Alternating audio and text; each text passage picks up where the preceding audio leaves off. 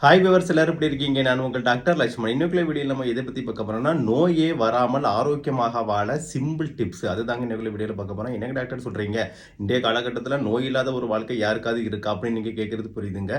அது காரணம் என்னங்க, நம்ம கரெக்டான ஃபார்முலா, அதாவது நல்ல ஒரு லைஃப் ஸ்டைலை ஃபாலோ பண்ணதுனால தான் எல்லாமே வருது. அப்போ நல்ல லைஃப் ஸ்டைலை ஃபாலோ பண்ணால் நமக்கு ஆட்டோமேட்டிக்காக நோய் இல்லாமல் வாழலாம்ல. அதை தான் நான் இன்னொரு வீடியோவில் பேச போகிறேன். ஓகேவா? ஸோ இதுக்கு நம்ம என்ன பண்ணால் மூன்று விஷயங்கள் கரெக்டாக ஃபாலோ பண்ணணும். அது மட்டும் பண்ணாலே நமக்கு நோய் இல்லாத ஆரோக்கியமான வாழ்வு வாழலாம். அது என்னென்ன விஷயங்கள்னா, நல்ல உணவு, நல்ல தூக்கம், அப்புறம் நல்ல உடற்பயிற்சி. உடற்பயிற்சினா உடம்புக்கு ஆக்டிவிட்டி கொடுக்கறது, அதுதான், வேற ஒன்றும் இல்லை. ஓகேவா? ஸோ ஃபர்ஸ்ட் பார்க்கலாம் நல்ல தூக்கம். நல்ல தூக்கம் எப்படி வேணும்? இப்போ நம்ம ஒரு நாளைக்கு எவ்வளோ நேரம் தூங்குறோம்?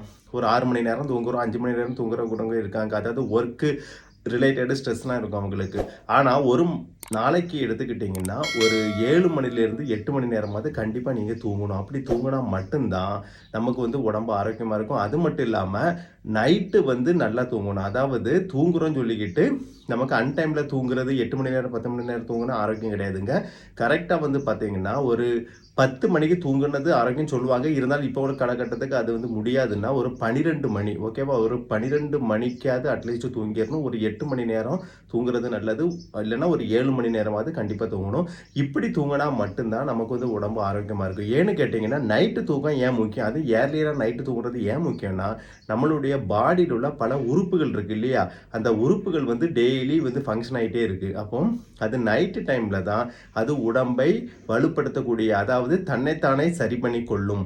ஓகேவா? அது முக்கியமான ஒரு ஃபங்க்ஷன். ஆனால் நைட்டு ரொம்ப நேரம் முழிக்கும் போது அந்த உறுப்பு தன்னைத்தானே ஃபங்க்ஷன் பண்ணுறது பெரிய இஷ்யூவாக மாறி அது நோயை உண்டாக்கும். ஸோ நம்ம இதை ஃபாலோ பண்ணிட்டோம்னா நோய் இல்லாத வாழ்வு வாழலாம். ஓகேவா? பாடியை நம்மளை ஸ்ட்ராங்காக வச்சுருக்கோம். அப்புறம் செகண்ட் நல்ல உணவு.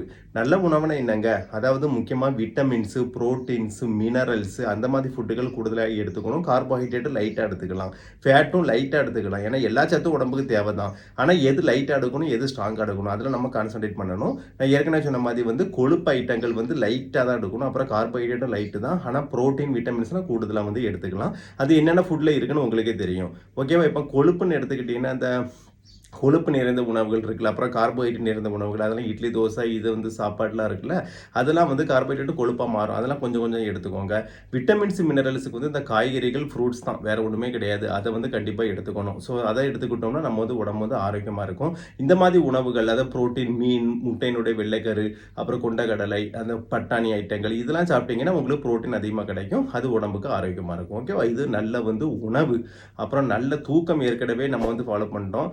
நல்ல உணவையும் ஃபாலோ பண்ணிட்டோம். ஓகேவா? இந்த ரெண்டும் ரொம்ப முக்கியம். நல்ல தூக்கம், நல்ல உணவு, இல்லைன்னா ஒன்றுமே நடக்காது. அப்புறம் மூன்றாவது உடற்பயிற்சி. உடற்பயிற்சினா உடனே ஜிம்முக்கு போய் பண்ணுமா டாக்டர் அப்படிலாம் கேட்காதீங்க. அதெல்லாம் தேவையில்லை. சிம்பிள் எக்ஸசைஸ் பண்ணலாம். இல்லைன்னா உடம்புக்கு ஆக்டிவிட்டி கொடுங்க. அட்லீஸ்ட் இப்போ நீங்கள் ஃபிசிக்கல் ஒர்க் பண்ணக்கூடியவங்களா இருந்தால் பிரச்சனை கிடையாது. ஆனால் சிலவங்க மென்டல் ஒர்க், அதாவது கம்ப்யூட்டர் ஒர்க், அதெல்லாம் பண்ணிட்டு இருப்பீங்க. அப்போ உங்களுக்கு பாடி ஆக்டிவிட்டி இல்லாமல் இருக்கும். ஓகேவா? அதனால் நீங்கள் பாடிக்கு ஆக்டிவிட்டி, அதுதான் சிம்பிள் எக்ஸசைஸ்லாம் பண்ணணும். அதாவது இது ஜாகிங் பண்ணுறது. எக்ஸசைஸ்னால் பெரிய அளவு வெயிட் தூக்கி பண்ண வேண்டாம். ஒரு இது அர்னால்டு ஷ்வார்ஸ்நெகர் மாதிரி ஆகணும் அப்படின்னு நினச்சும் பண்ண வேண்டாம். இப்போ நீங்கள் சிம்பிளாக ஒரு ஜாகிங், ஒன்றும் இல்லைங்க, வாக்கிங், அது பெஸ்ட்டு. வாக்கிங்னா சும்மா ஏனதோன்னு நடக்காதீங்க. நல்லா ஆக்டிவாக வாக்கிங் பண்ணுங்க. கையெல்லாம் வீசி நல்லா ஆக்டிவ் வாக்கிங் பண்ணுங்கள். டெய்லி ஒரு 1/2 ஹவருக்கு ஏதாவது ஒன்று மாறி மாறி பண்ணிக்கிட்டே இருங்க. டெய்லி 1/2 ஹவர் வாக்கிங் மட்டும் தான் பண்ணணும்னு நான் சொல்ல மாட்டேன். ஒரு 1/2 ஹவருக்கு ஆக்டிவிட்டி பண்ணுங்கள், அவ்வளோதான் நான் சொல்லுவேன். அதாவது என்னென்னா, ஒரு வாக்கிங் கொஞ்சம் நேரம் பண்ணுறது, சும்மா கீழே உட்காந்து மேலே இந்திக்கிறது, கை காலை இப்படி பண்ணுறது, மேலே தூக்குறது, அந்த மாதிரி சும்மா லைட்டாக பண்ணாலே போதும். இது ஒரு 1/2 ஹவருக்கு டெய்லி பண்ணுங்க. அட்லீஸ்ட் 20 மினிட்ஸ்க்காவது பண்ணுங்கள்.